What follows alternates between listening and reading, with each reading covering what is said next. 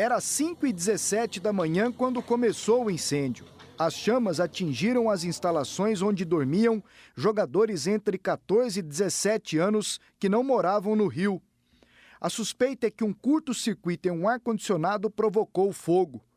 Eram 6 contêineres interligados que serviam de dormitórios. Os bombeiros controlaram as chamas por volta das 6h30. Imagens do incêndio foram divulgadas nas redes sociais. Esse homem, funcionário de um condomínio perto do Ninho do Urubu, disse que ouviu uma explosão. 5h10 houve uma explosão e faltou luz. E logo daqui dá vendo um fogaréu muito alto, rápido. Isso eu vi. Você chegou a ver movimentação de bombeiros? Não tinha. O bombeiro chegou bem mais tarde. E... devia ser assim, umas 5h40, o bombeiro ter chegado. Eu não ia ver na hora. Você imagina, comentaram como coisa pode ser o que poderia ter sido a causa? Não sei. Um funcionário do Flamengo colocou a bandeira do clube a meio mastro. Parentes e amigos esperavam por notícias na porta do Ninho do Urubu. 10 garotos da Flamengo morreram no incêndio. Átila Paixão, Arthur Vinícius, que completaria 15 anos neste sábado, Bernardo Pizeta, Christian Esmério, Jedson Santos, Jorge Eduardo, Pablo Henrique da Silva Matos, Riquelmo de Souza Viana, Samuel Thomas Rosa e Vitor Isaías. Ficaram feridos Cauã Emanuel Gomes, que está internado, mas não corre risco de morte, Francisco Diogo Alves, que também não corre perigo, e o zagueiro Jonathan Ventura, que teve 40% do corpo queimado.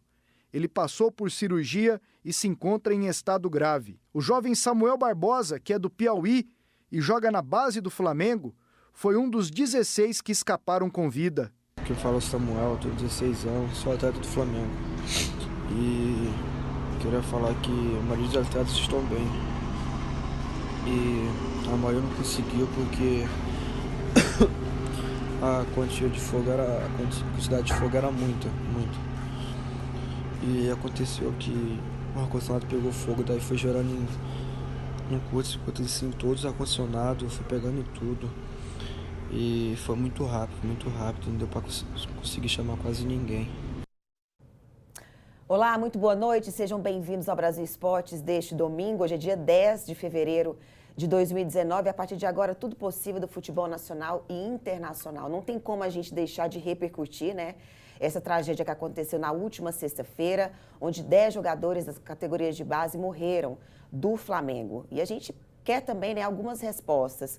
Como que esses garotos estavam dormindo em containers?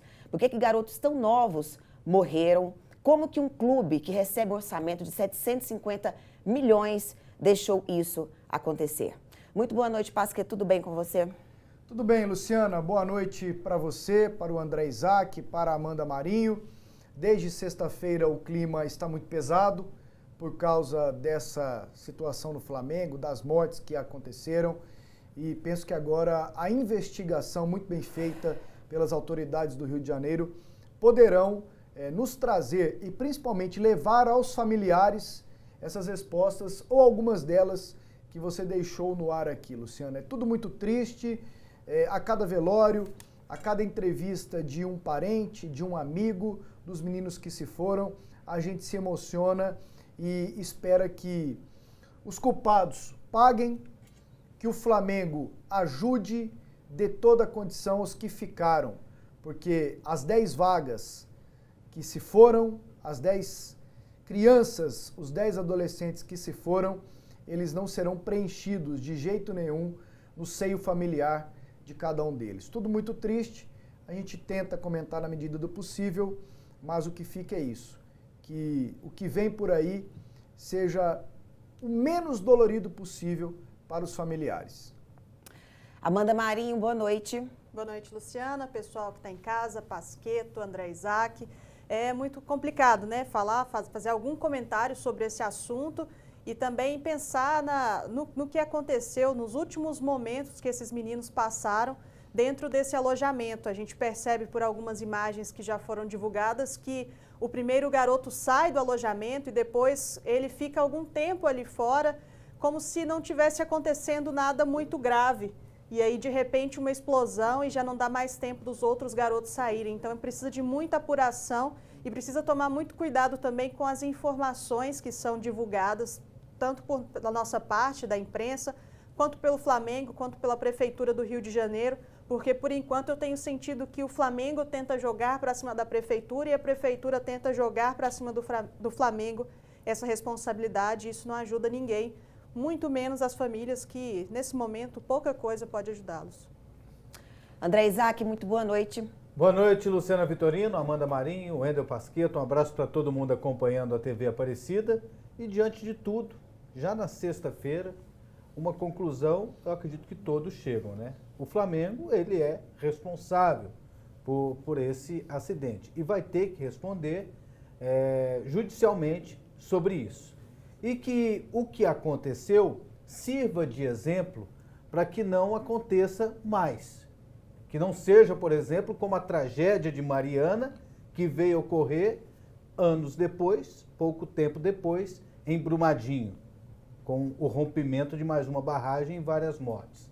Então, que isso sirva de exemplo. E as grandes tragédias, infelizmente, elas têm esse caráter educativo, né?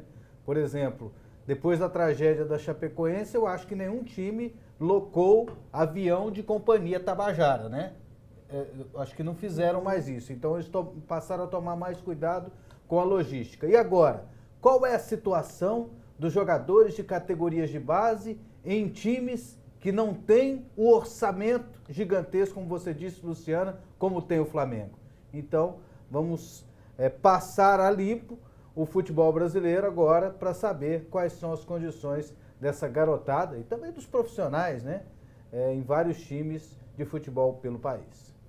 Então, vamos ouvir aí o que o presidente Rodolfo Landim disse na última sexta-feira após a tragédia. Estamos todos consternados. Essa é certamente a maior tragédia pela qual esse clube já passou nos últimos 123 anos, com a perda dessas 10 pessoas. Eu acho que o mais importante agora é a gente se dedicar a tentar minimizar o sofrimento e a dor dessas famílias. Todos nós aqui do clube estamos de luto. É uma tristeza enorme que a gente está sentindo. Não é fácil falar para vocês, obrigado a todos e peço desculpas. Tá, a gente ouviu o comandante máximo do Flamengo, né? E acredito eu, não sei se eu posso estar errada, mas eu acho que esse seria um momento de uma coletiva, né?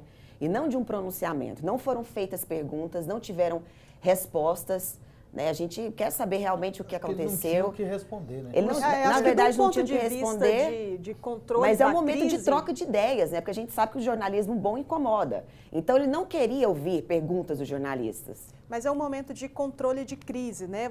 É claro que existe...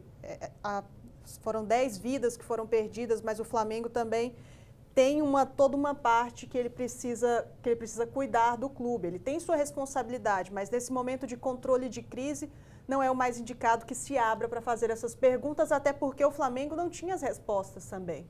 Então, tudo que o Flamengo falasse naquele momento seria especulação. Principalmente o presidente que falou momentos depois da tragédia, né? E eu acho que ontem o depoimento, e nós vamos mostrar aqui do CEO do Flamengo, piorou um pouco a situação, Luciana. Sim. Para que nada seja atropelado, é claro que o jornalismo nesse momento ele traz uma versão da prefeitura, como documentos de laudos que foram negados ou de multas que foram impostas ao Flamengo, mas eu penso que tudo tem que partir agora das autoridades. Você tem que verificar tudo agora com as autoridades, seja Defesa Civil, Prefeitura do Rio de Janeiro, Corpo de Bombeiros e Polícia Civil também do Rio de Janeiro. Eu acho que qualquer pergunta ela tem que partir para essas autoridades para que depois você questione o Flamengo, porque senão vai ficar o dito pelo não dito. Afinal, existe uma investigação em andamento. Então, não adianta atropelar. Atropelar, e aí eu estou comentando aqui, fazendo uma meia-culpa nesse momento. Atropelar só vai piorar as coisas. Só vai aumentar a dor dos familiares, daqueles que já perderam os filhos, os sobrinhos, os netos e tudo mais, como também daqueles que estão com os 3 meninos internados. Então resta apurar. E nesse momento eu estou mais preocupado propriamente com a investigação, com a parte da apuração das autoridades até o final, do que propriamente uma resposta do Flamengo, que eu acho que nesse momento não vai adiantar nada. Tá, então vamos ouvir aqui o que o Reinaldo Belotti diz, que é o diretor executivo do Flamengo. Você ter suas licenças, seus alvarás, suas multas. Na realidade, isso não tem nada a ver com o acidente que ocorreu. Nós temos algumas providências a serem tomadas para tornar o CT plenamente legalizada. Estamos trabalhando arduamente nisso, com o Corpo de Bombeiros. Para vocês terem uma ideia, nós precisávamos de 9 certificados para conseguir o alvará. 8 deles nós já temos.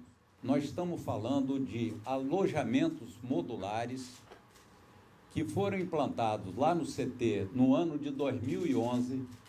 Aliás, o CT começou assim, com 1 ou 2 campos de futebol e com aqueles alojamentos servindo de base para aqueles que então lá treinavam.